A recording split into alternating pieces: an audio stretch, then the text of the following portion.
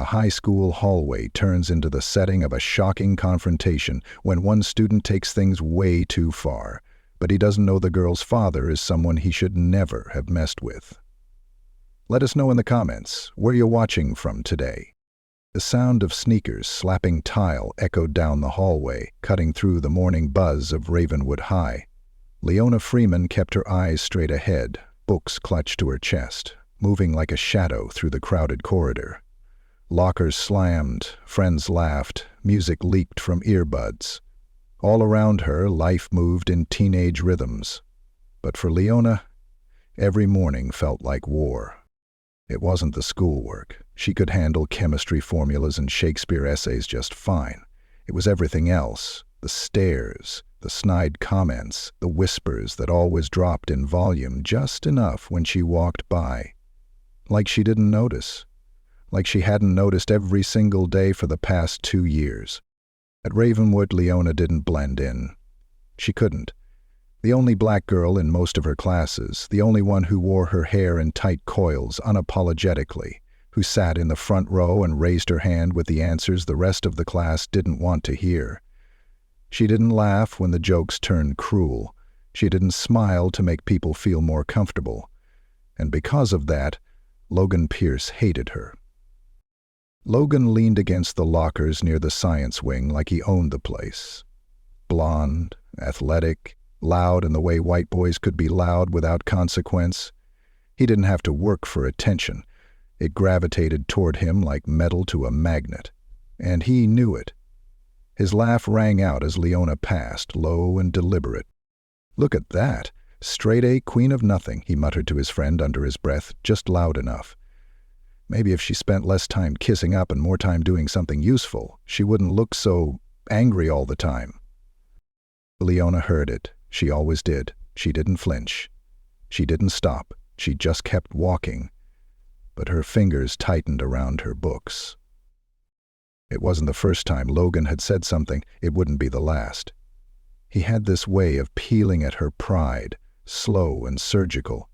He never raised his voice. He never pushed her. Just small, cutting things. Just enough to make her classmates giggle, to make her feel small, to make the teachers roll their eyes and call it teen. But that morning, something was different. It wasn't just the insult. It was the way he said it, with a smile on his face and no fear in his eyes. He knew no one would stop him. And deep down, maybe she'd started to believe that too. Until she saw the principal. Mrs. Banks stood at the end of the hallway near the trophy case. Older, sharp suits, tighter smile. She saw the whole thing. Her eyes flicked from Logan to Leona. She didn't say a word. Not to him, not to anyone.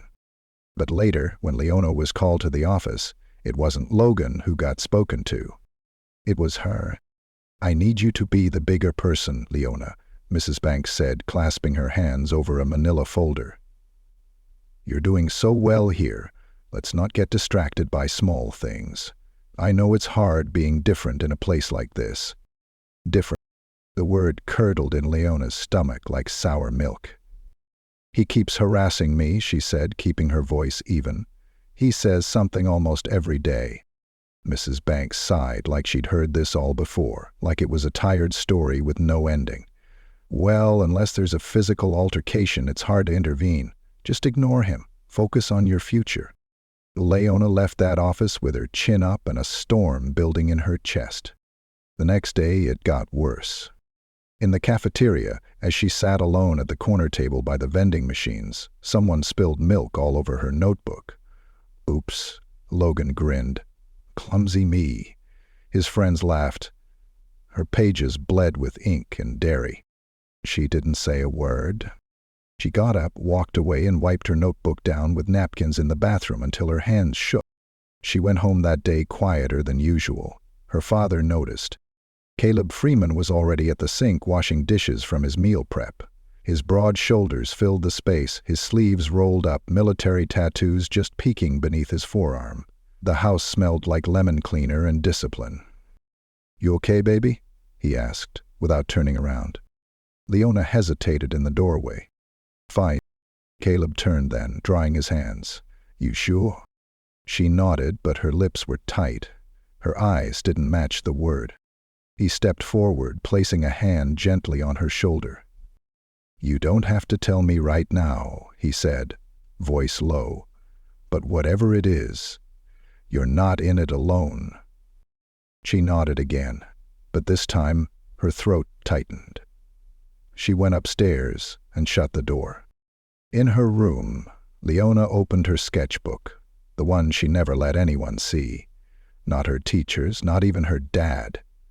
Page after page filled with graphite drawings of her world. The real one. Notebooks drenched in injustice, shaded in rage and grace. She flipped to a fresh page and began to draw. Not a bully, not a hallway, not even herself. She drew a lion.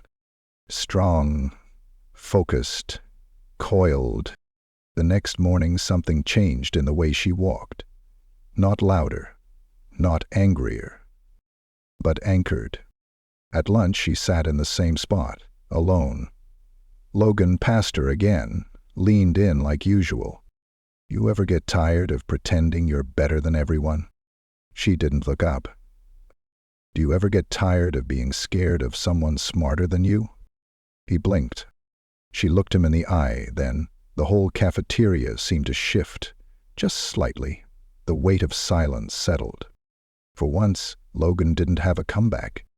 Later that day after school, her dad sat across from her at the kitchen table. You sure you're okay? He asked again. And this time she said, no. She told him everything. The look on Caleb Freeman's face changed. His jaw set. His shoulders drew back. And in that moment, the room went still. All right, he said, standing up. Time for us to do something about it. And that's when everything began to shift. Not just for Leona, but for the entire school. When Caleb Freeman said, we're going to do something about it, he didn't mean a meeting with the principal. He didn't mean a politely worded email or a phone call to the school board. He meant exactly what his eyes said. Action. Not the kind fueled by anger, but something deeper, older. The kind that came from a man who had seen war, crossed lines, and come home with his mind intact only because he knew when to stay silent and when to strike. The next morning, Leona didn't go to school. She woke up before the sun, her alarm vibrating against her nightstand. Her room was still dark, but she could hear movement downstairs, pots clinking, water running. Her father, already up, like always. She pulled on her hoodie and went down barefoot, rubbing sleep from her eyes. He was waiting in the living room, standing in front of a large duffel bag laid out on the coffee table. You ready? He asked. Leona blinked. Ready for what? To learn what no one else will teach you. She looked at the bag. It was unzipped just enough for her to see the top of a pair of boxing gloves, some resistance bands, and a folded-up mat. Her stomach flipped. I thought you meant we were talking to the school. We will, he said, picking up the bag. Eventually, but not until you understand your strengths. They drove 20 minutes to an old warehouse just outside the city. From the outside, it looked abandoned, but inside, the cement floor was clean, the walls padded, and a single punching bag hung in the middle like a ghost waiting to be woken up. He laid out the mat, told her to stretch, no instructions, no coddling, just quiet, focused. Fighting, he finally said, is never about winning. Leona looked up, confused. It's about timing, control, knowing what you can do and choosing when or if to do it. She nodded slowly. His voice was different here, not angry, not soft, just true, solid like the floor beneath them. Caleb started simple, balance, footwork, breathing. At first she laughed through it. The stance felt awkward, her legs wobbled and her hands kept drifting down. He didn't laugh. Keep your guard up. And try harder. She glared at him, sweat already dotting her forehead. He handed her the gloves. Hit the bag. Don't just swing, mean it. The first punch hurt her wrist, the second sent a dull jolt up her elbow. She paused, eyes watering. He didn't ask if she was okay. Again. By the 10th hit, she was breathing like a steam engine, gloves shaking. Her shirt clung to her back, but her arms didn't stop. She didn't realize she was crying until he touched her shoulder. "This isn't about him, Leona," he said quietly. "This is about you." She pulled off the gloves and looked at her raw knuckles. "I don't want to hurt anybody." "Then don't. Then why are we here?" Caleb crouched beside her, his voice calm but unyielding. "Because the world doesn't care about your intentions. It cares about what you're prepared for. And if you're prepared, they can't take anything from you, not your peace, not your pride." She nodded again, slower this time. They trained every morning before school. The pain didn't scare her anymore. The soreness became a friend. It sat in her muscles like firewood, proof that something was being built.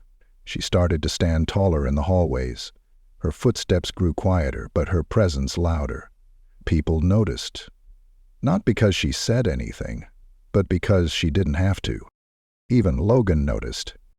He watched her from across the cafeteria one day. She stared back, no words, just a gaze that didn't blink, didn't move, didn't yield. That night, she and Caleb sat on the back porch. The sky was thick with stars. "You're doing good," he said. "I feel different. You are different." She tilted her head. "What were you like before all this?" Caleb leaned back in the chair, his eyes lost somewhere far away. "I was angry," he said, "young, wild, thought the world owed me something. But then you joined Delta?" "No, I was recruited after I took a swing at the wrong guy in a bar fight. Turned out he wasn't just a soldier. He was the kind of man who could see through people. He told me I was wasting my rage." Leona nodded, letting the silence stretch. "You think I'm wasting mine?" "I think you're transforming it," he said, "which is harder, but stronger." One morning, a week into training, Caleb walked into the warehouse holding a wooden stick. "What's that for?" "Teach you how to not get hit." He swung it, not fast, not hard, just enough to make her flinch. React. She ducked. "Good. Now again." He moved faster.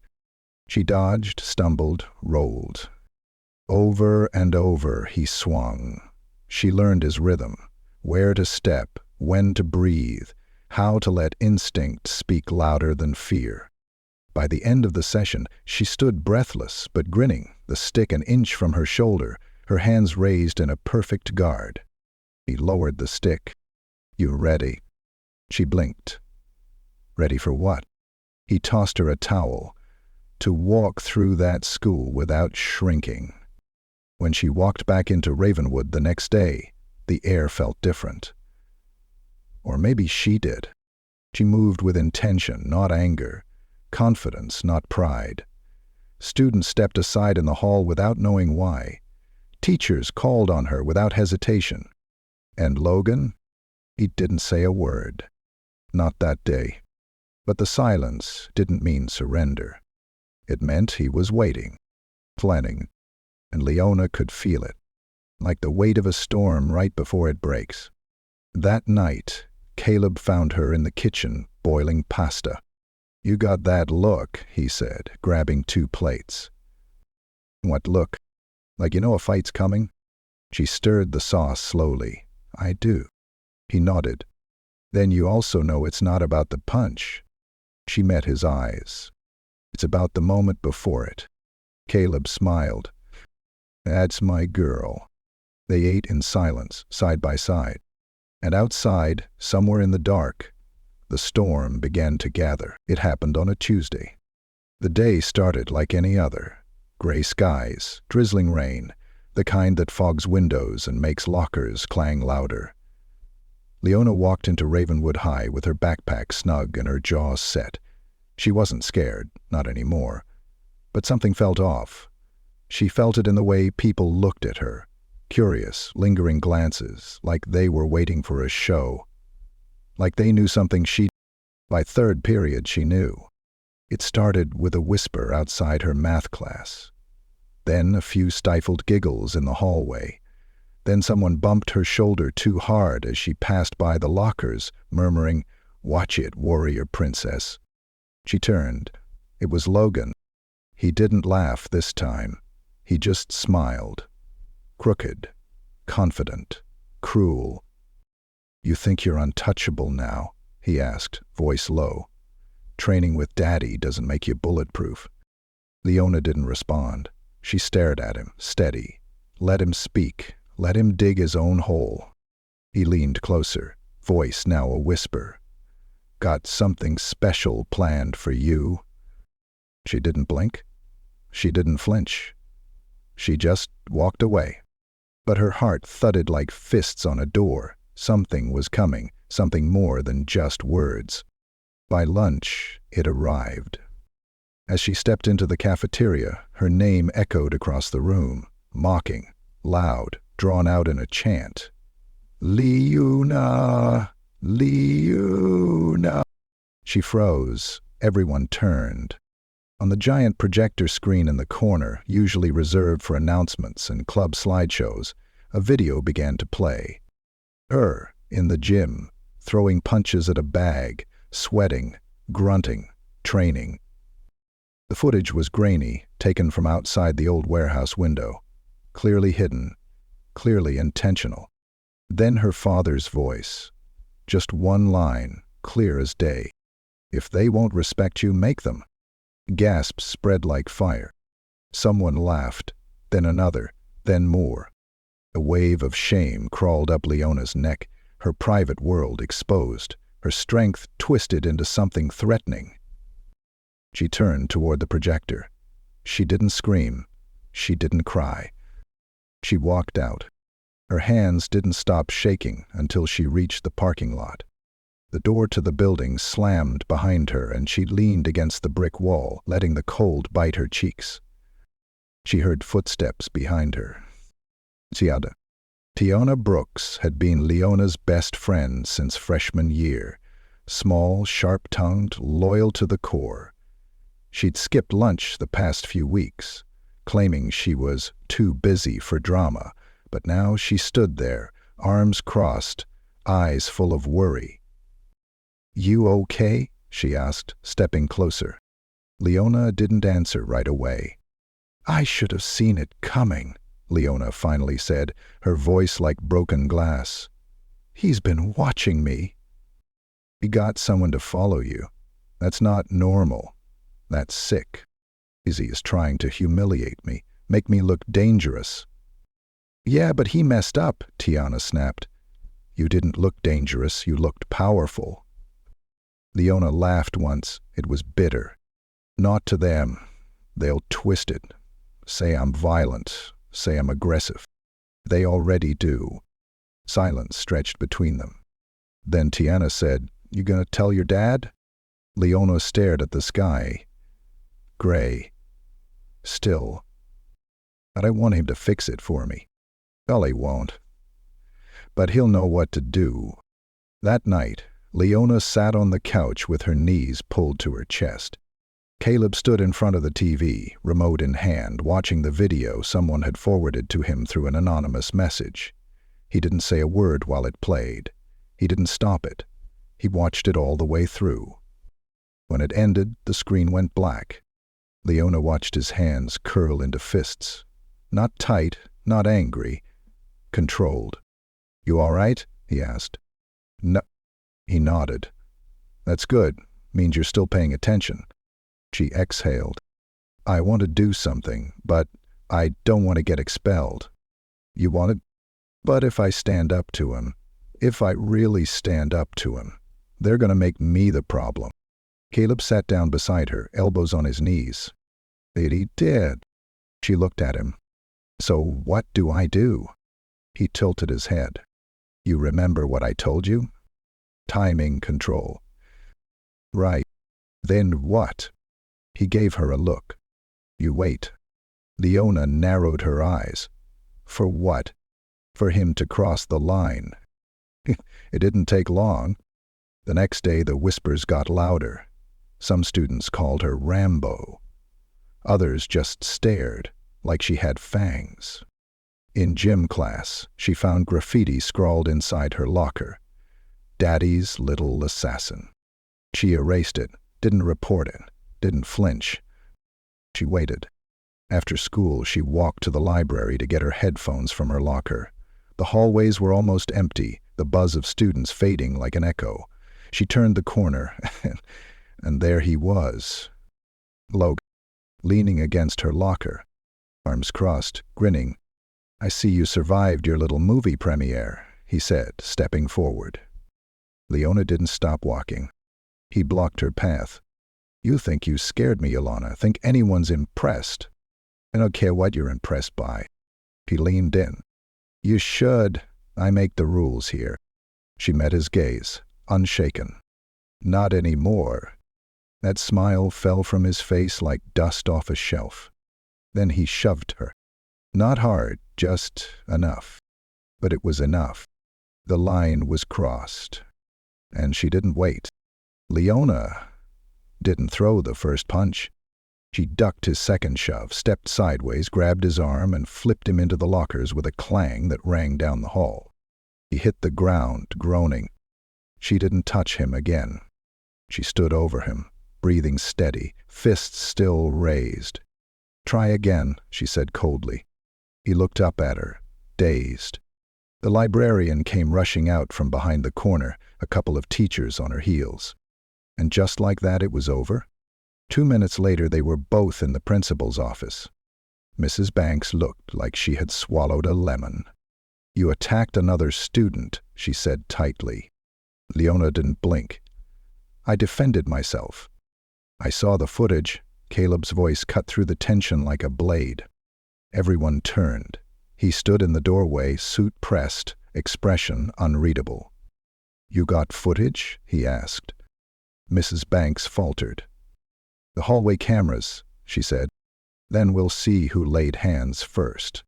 She opened her mouth, closed it, and then Logan's father barged in.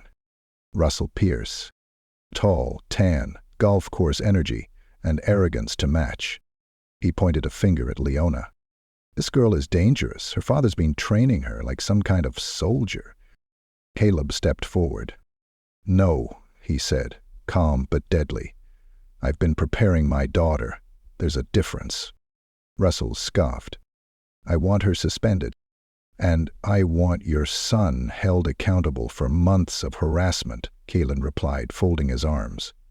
"There's footage, witnesses. Do you really want this to go public?" Mrs. Banks sat back, sweating. Silence. Then she spoke. "We're going to review the tapes. For now, both students will be sent home for the day." Leona stood. So did Caleb. As they left, Logan looked up from his chair, still stunned. He didn't say a word. He didn't have to. The power had shifted. The next morning, the air at Ravenwood felt different. It wasn't the weather, though the skies had cleared. It was something in the way the students moved. Slower, quieter, glancing toward the front office more than usual. Word had gotten out. Of course it had. By first period, everyone knew there was camera footage. Everyone knew Logan had touched her first. Everyone knew that Caleb Freeman had stood in the office like a general in civilian clothes and dismantled the lie with nothing more than his presence. But what they didn't know, what they couldn't understand yet, was that this wasn't just about a fight. It was about the shift that happens when someone who was supposed to stay small finally chooses not to. Leona walked into school with her chin high and her backpack slung low, shoulders back, feet grounded. She wasn't defiant. She wasn't smug. She was finished waiting. The looks were different today. Not mocking, not curious, respectful. A few kids nodded as she passed. Others stepped aside. Even teachers offered quiet glances that said more than words ever could. And Logan? His locker was empty. Word was his dad pulled him out of school for safety reasons. No goodbye, no apology, just silence. And silence, Leona thought, was its own kind of surrender. By lunchtime she was sitting with Tiana again. "You okay?" her friend asked, biting into a sandwich. Leona took a breath. "Yeah, actually, I think I am. I heard the principal called your dad in this morning." "She did? Was she trying to backtrack?" Leona shrugged. "More like reframe. Told him there's a new zero-tolerance policy for harassment starting immediately. Wants me to give a speech to the student body next week. Something about anti-bullying and resilience." Tiana raised her brows. "You gonna do it?" "I think I might." Tiana grinned. "Good, you've earned the mic." Leona smiled, but there was a flicker of something quieter behind her eyes, a realization settling in her bones. Power wasn't about being feared, it was about being seen and choosing not to disappear. That afternoon she sat down in the library with a blank sheet of paper in front of her. No graffiti this time, no snide remarks. Just silence and a pen. She began to write. Not about the fight. Not about Logan. About strength. Real strength. She wrote about how silence can be survival, but it shouldn't have to be. How fighting back doesn't always mean fists. Sometimes it means speaking up when the room is against you. Sometimes it means walking down a hallway like you own your place in it, even if no one else agrees. She didn't write it like an essay. She wrote it like a story. Listen. When she finished, she folded the paper in half and slipped it into her bag. The speech would be next Friday. She had time to make it perfect. That night, she and Caleb sat on the front steps of their house, watching the sun dip behind the rooftops. The sky was warm with color, gold leaking into lavender. Caleb handed her a mug of tea and sat beside her. "You're quiet," he said. "Thinking about." Leona took a long sip, then stared at the horizon. "What now?" He chuckled. "You're always moving forward, huh?" She shrugged. "I guess. Doesn't feel over, you know? It's not really, but it's shifted. You shifted it." She nodded slowly. I keep wondering, if I hadn't trained, if I hadn't said anything, if I'd stayed quiet." "You'd still be right," he said. "But you wouldn't be free." She looked at him. "I wanted to give up. After they played that video, I felt exposed, weak." He shook his head gently. "They wanted to make your strength look ugly. That's how cowards operate. They don't know how to face real courage, so they twist it." She leaned her head against his shoulder. "I'm not scared anymore. I know." "Are you?" He smiled at the question. "No, not since the day you stopped asking for permission." They sat like that for a while, letting the breeze roll over them. The street was quiet, neighbors watering lawns, kids riding bikes in uneven zigzags. Normalcy. Peace. The kind you earn. The next week moved fast. Mrs. Banks made good on her promise. New posters went up around school. Workshops were planned. She even called in a diversity consultant from the district. Some said it was performative. Leona didn't care. Change didn't have to be perfect. It just had to start. The day of her speech, the auditorium was packed. Leona stood backstage with her paper clutched in her hand. Her heart pounded in her ears. She could hear students shuffling into seats, the low hum of chatter, the occasional squeak of sneakers against polished wood floors. Caleb stood beside her, arms crossed. "You nervous?" She nodded. "That's good," he said. "Means you care. You're staying? Wouldn't miss it." She smiled, took a deep breath, and stepped out onto the stage. The lights were hot, the microphone taller than she expected. She adjusted it, cleared her throat, and waited for the room to settle. When it did, she unfolded the paper and looked out at the faces. Some were familiar, some were not. All of them were watching. She didn't read right away. She just spoke. "There was a time when I thought being quiet was the safest way to survive here. When I thought the best thing I could do was blend in, not cause trouble, not take up space. A hush fell over the auditorium. But then I realized, silence is its own kind of permission, and I'm done giving permission to people who don't deserve it. She paused, let it land. Some of you saw a video last week. You saw a version of me that wasn't meant for you. That was mine, private.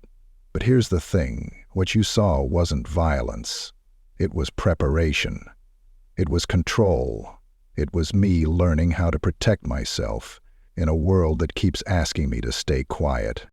A murmur rippled through the crowd. I don't want to fight, but I won't shrink, and I won't let anyone else shrink either. She folded the paper, didn't read from it, just held it in her hand like a flag. Strength isn't loud, it's not angry, it's not fists. Strength is knowing who you are when everything around you tries to convince you otherwise. Applause started in the middle rows, then it grew, row by row. Some stood. Tiana whooped from the front row, clapping above her head. Leona smiled, not because she won, but because she knew, without a doubt, she hadn't lost herself. Later that day she walked through the halls again. Same lockers, same wall, different energy. No whispers, no mocking chants, just respect. When she reached her locker, a sticky note was waiting for her. It read, "You changed everything." She didn't recognize the handwriting. Didn't need to. She closed her locker, slipped her bag over her shoulder, and walked outside into the sun. Free, seen, unshaken, and more powerful than she had ever known.